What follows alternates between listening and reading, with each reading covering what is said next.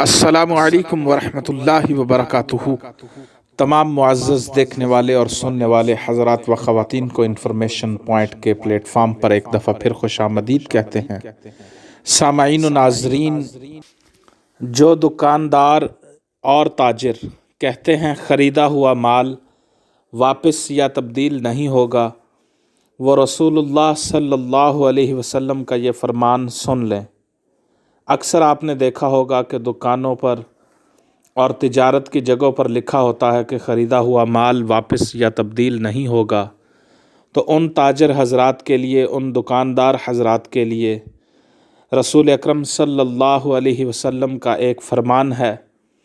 سنن ابو داؤد میں مروی ہے کہ رسول اللہ صلی اللہ علیہ وسلم نے ارشاد فرمایا، جس نے کسی مسلمان کو نقصان سے بچانے کے لیے اسے فروخت کی ہوئی چیز واپس لے لی، اللہ اس کی لغزشوں کو ختم فرما دیں گے۔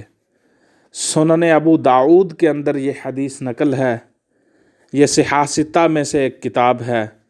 رسول اللہ نے فرمایا، جس شخص نے کسی مسلمان کو نقصان سے بچانے کے لیے جو چیز اسے بیچی تھی وہ چیز واپس لے لی تاکہ مسلمان بھائی کا نقصان نہ ہو، تو اللہ اس کے گناہوں کو معاف کر دے گا۔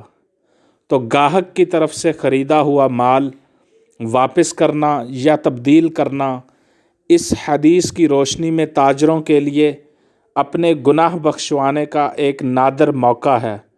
تو جو تاجر اپنی دکان پر یہ لکھ کر لگا دیتے ہیں کہ خریدا ہوا مال واپس یا تبدیل نہیں ہوگا، وہ اس سے فائدہ نہیں اٹھاتے۔